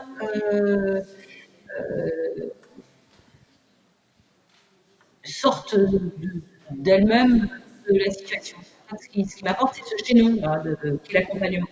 Je suis vraiment désolé, j'interviens là, je suis vraiment désolé parce qu'on a beaucoup de mal à vous entendre, je ne sais pas ce qui s'est passé là, hein, et donc peut-être on va prendre une autre question de la salle, le temps de régler et d'améliorer la liaison. Est-ce qu'il y a d'autres questions dans cette salle? Oui, il y a une autre question. Alors c'est plutôt une réaction un peu d'ordre général, donc je mets ça sur le tapis. On parle beaucoup d'accompagnement, là, qu'il y a 7 ou 8 acteurs qui interviennent notamment sur l'étude de l'ONPE, etc., pour accompagner les ménages. L'accompagnement, ça coûte cher, ça prend du temps, mais est-ce qu'il ne faudrait peut-être pas mettre les moyens plus directement sur le matériel, quoi, la rénovation matérielle, le concret? Parce que l'accompagnement, c'est, voilà, on voit ce que c'est. Moi, je suis travailleur social également. C'est compliqué de comprendre tous ces dispositifs, à la fois techniques et sociaux. Voilà.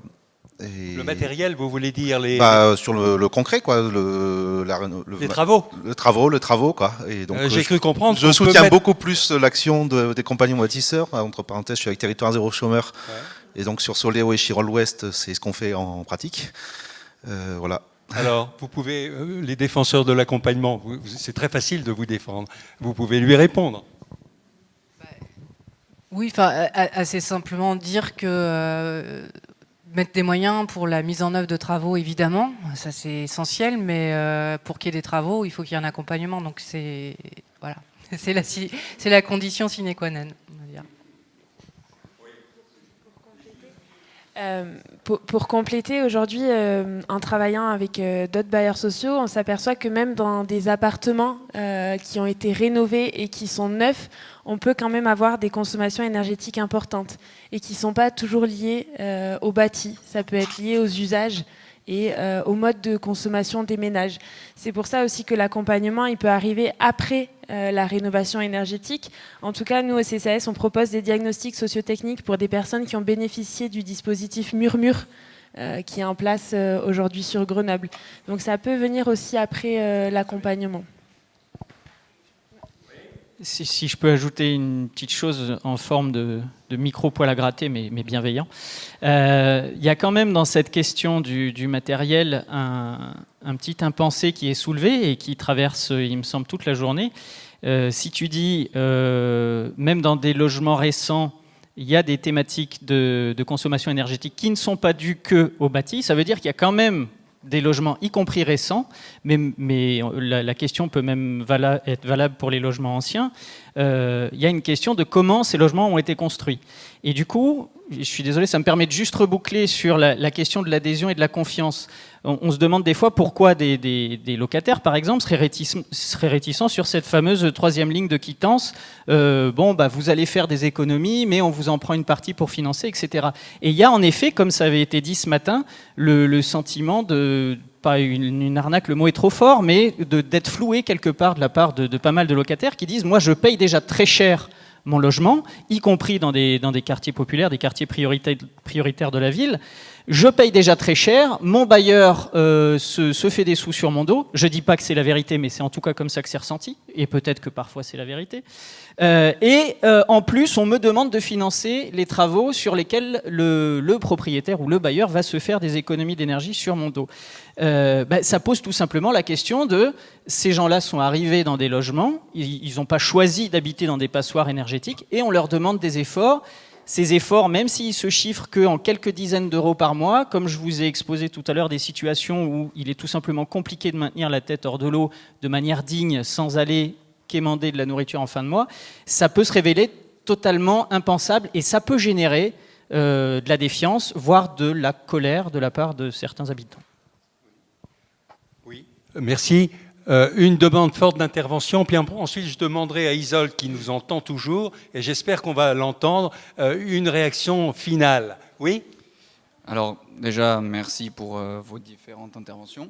Donc moi, j'ai une question pour Madame Devallière par rapport à l'étude là, sur la notion des locataires. On a eu une partie de la réponse. De ce que j'en comprends, il n'y a pas vraiment eu de solution pour les locataires. La seule solution pour sortir de la précarité énergétique, c'est ce qu'on a évoqué, le déménagement. Donc en fait, c'est reculer pour Monsieur-T. On ne sait même pas s'ils vont dans des logements en sortant vraiment et qui ne se retrouvent plus dans la situation. Et en tout cas, ça laisse vacant un logement qui peut être occupé par une personne avec les mêmes problèmes si c'est une passoire énergétique. Voilà, donc j'aurais voulu avoir l'analyse de l'ADEME sur pourquoi sur les locataires, rien n'a été entrepris, aucun travaux n'a été fait. Je pense qu'on a une partie de la réponse avec la notion de temporalité, où entre la réalité et la temporalité des locataires est différente de celle des bailleurs sociaux. Le temps qu'on arrive aux travaux, le temps de l'analyse plus ensuite de la prise de décision avant d'arriver aux travaux, plusieurs années sont écoulées et c'est pas forcément suffisant pour le locataire qui lui est à l'instant T dans la précarité. Voilà, c'était sur cette analyse-là que j'aurais aimé avoir un retour de l'ADEME. Elle va vous répondre. Juste avant, je vois une dernière question qui se pose ici. Voilà. Pouvez-vous vous présenter, s'il vous plaît ? Oui, Francine Mechevant, Toit pour tous. Moi, je voulais faire une remarque sur quelque chose qui n'a pas été vraiment abordé ou pas à peine effleuré. On a parlé de la confiance dans les institutions. Moi, je parle de la confiance des institutions dans les publics modestes, dans les populations modestes, et dont les dispositifs sont souvent le reflet de cette espèce de méfiance, parce que classe pauvre, classe dangereuse, on n'est pas si loin, on a cru en être sorti, mais on y revient. Et donc, je pense que là, il y a quand même quelque chose, une attention à porter, et que peut-être les accompagnants, en particulier, mais nous tous, bien sûr, mais les accompagnants en particulier, ont la tâche d'aider les gens, de les sortir, de les accompagner dans la sortie de cette situation, mais pourraient aussi avoir comme mission ou comme souci de défendre, d'essayer de dire qu'il y a des pratiques sociales qui pour nous sont peut-être incompréhensibles, mais faisons l'effort de les entendre, de les comprendre et de pouvoir agir du coup beaucoup plus efficacement si on comprend pourquoi les gens réagissent comme ça. Pourquoi ils utilisent leur logement? Parce que peut-être que dans de mauvais usages du confort ou du relatif confort des logements, ça compense d'autres choses. Et si on ne comprend pas ça, on ne peut pas agir. Voilà, se préoccuper vraiment des pratiques sociales et pourquoi il y a méfiance des institutions envers ces populations qui ne posent pas plus de problèmes que les autres. Merci. Claire de Vallière, vous êtes toujours avec nous? Isolde de Vallière. Isolde, excusez-moi, je suis désolé. Non, je t'en prie. Vous pouvez apporter la note finale à cet atelier? Oui. En espérant qu'on puisse bien vous comprendre. Est-ce que vous m'entendez bien? Pour l'instant, c'est bien. Ah, parfait. Alors, je poursuis. Déjà, je voudrais signaler la qualité des intervenants. C'était passionnant. Chacun ayant apporté sa pierre et sa contribution à la réflexion. Donc, on voit bien que les CCAS font un travail d'accompagnement renforcé, qui se posent des questions par rapport aux propriétaires, donc qu'ils ont parfois du mal à toucher, et on voit bien qu'ils mettent en place un certain nombre de dispositifs du type atelier, du type ouvrage, etc. En tout cas, moi, je voudrais les saluer parce qu'effectivement, c'est vraiment le premier service, enfin, le service qui est en première ligne, qui reçoit toutes les doléances, les difficultés, et il faut vraiment mettre en place cette aptitude, cet accueil, cette écoute dans la durée, pour pouvoir accompagner les ménages. Et voilà, alors déjà, voilà, je voulais les féliciter parce que il y a un travail énorme qui a été fait. Il faut se souvenir que les CCAS, au départ, ils n'étaient pas formés forcément pour traiter les impayés d'énergie, et que c'est vraiment tout un cheminement qui a été mené pour maintenant être assez proactif sur cette question-là. De la même façon, les compagnons bâtisseurs, effectivement, on peut saluer ce travail remarquable qui consiste à favoriser l'autonomie et à restaurer la confiance. Et vous l'avez tous dit, chacun à votre façon, la question de la confiance, elle est au cœur même de la sortie du problème. En fait. Tant qu'il n'y a pas cette restauration du dialogue et de la confiance, que ce soit de la part de l'institution comme de la personne concernée, on peut difficilement la sortir de cette situation. Donc, la confiance, elle est vraiment extrêmement importante. Et vous l'avez dit aussi, elle nécessite du temps, du suivi, de la patience, de l'écoute. Enfin, voilà. Et toutes ces questions, elles ont été traitées par les deux chercheurs. Elles sont vraiment aussi très importantes. C'est que c'est pas forcément inné, finalement. Cette question de la formation des travailleurs sociaux, entre leurs aptitudes, leurs qualités, et puis ce qu'on souhaite, ce qu'on attend d'eux, c'est parfois pas toujours simple. En fait, c'est vrai qu'on ne connaît pas avec des aptitudes et techniques et sociales et de l'empathie, et que tout ça s'apprend, et que ça demande effectivement, en tout cas, du temps et de la conviction dans ce qu'on fait, du sens dans son travail. Voilà, donc j'ai aussi apprécié ce travail en tout cas, cette réaction sur l'accommodement. On ne s'accommode jamais à l'inconfort.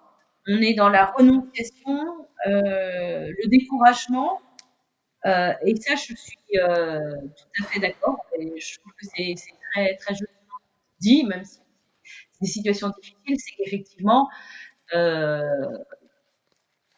il y a quelque chose qui est parfois extrêmement difficile, c'est d'être en face de quelqu'un qui va baisser les bras et dont on ne sait plus comment la sortir de la situation.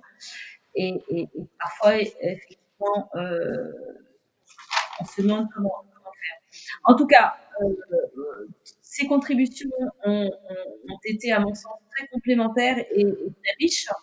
Et elles ont permis de mettre en évidence, encore une fois, la question qui a été posée par la suite, comment rendre acteur la personne en situation de précarité énergétique. On voit bien qu'il faut volonté, il faut on rend acteur la personne quand elle souhaite et quand elle désire se sortir de cette situation. Ça, c'est quand même le prérequis. Et puis le deuxième prérequis, c'est effectivement que l'accompagnateur ait cette empathie qui lui permette de suivre la situation, de la comprendre, de régler d'abord, comme je l'ai dit, son problème financier, avant même éventuellement, s'il est locataire, parce que ça aussi c'est une question qui a été posée, le mode d'action, c'est évidemment de se retourner vers le propriétaire. Il y a plusieurs possibilités, soit la médiation, dont j'ai déjà parlé, c'est-à-dire convaincre. Pour reprendre l'exemple de Lille, il y a une aide supplémentaire de la ville de Lille auprès du propriétaire bailleur. Donc c'est vraiment de l'incitatif, en plus de tout le discours sur la valeur patrimoniale de son logement, sur l'importance du maintien du locataire dans son logement, sur l'adhésion du locataire, etc., etc. Il y a effectivement un côté incitatif et il y a le côté coercitif. Et ça, c'est un des leviers qui est indispensable à la rénovation énergétique, c'est-à-dire dire voilà, c'est un logement décent et s'il ne respecte pas les critères de décence, qui sont des critères minimales qui permettent d'assurer un confort minimal, alors il y a obligation de faire des travaux. Voilà. Et cette obligation-là, elle est inscrite dans la loi. Donc en 2024, on va pouvoir louer des logements classés G, et puis la réglementation va être renforcée au fil des années. Et donc ça, c'est absolument indispensable, même si évidemment on peut penser et on peut espérer que les propriétaires bailleurs, par leur seule volonté d'assurer le confort de leurs locataires et leurs revenus financiers, fassent des travaux. On voit bien à la fois des aides financières, parce que c'est des coûts qui sont parfois élevés, et parfois même rédhibitoires, ce qui contraint aussi un certain nombre de propriétaires bailleurs à vendre et à se défaire de leurs biens pour éviter d'avoir à financer des travaux pour lesquels ils n'ont pas les ressources suffisantes. Il faut aussi le reconnaître. Donc il faut des aides, un accompagnement et un cadre réglementaire pour espérer rénover une partie du parc qui est énergivore et donc effectivement qui ne permet pas à l'occupant d'être dans le confort. Est-ce que je peux... Oui, je crois que c'est... Est-ce que je peux dire à ce point-là que ce matin, enfin très tôt d'ailleurs, avant de préparer cette journée, je suis allé consulter le site de l'ONPE, et donc l'Observatoire national de la précarité énergétique. Et j'y ai trouvé beaucoup d'informations intéressantes qui rejoignent évidemment tous les propos que vous venez de nous tenir. Je ne peux que vous engager à prolonger cette séance par une consultation du site. Et puis, alors, je voudrais aussi vous remercier d'avoir pu être parmi nous aujourd'hui, malgré la distance. Voilà. Et vous donner peut-être rendez-vous à une autre occasion. En tout cas, vous nous connaissez, nous vous connaissons. Et nombreux sont les intervenants, il y a d'ailleurs dans cette salle, qui connaissent vos travaux. Merci beaucoup. Voilà. Merci beaucoup.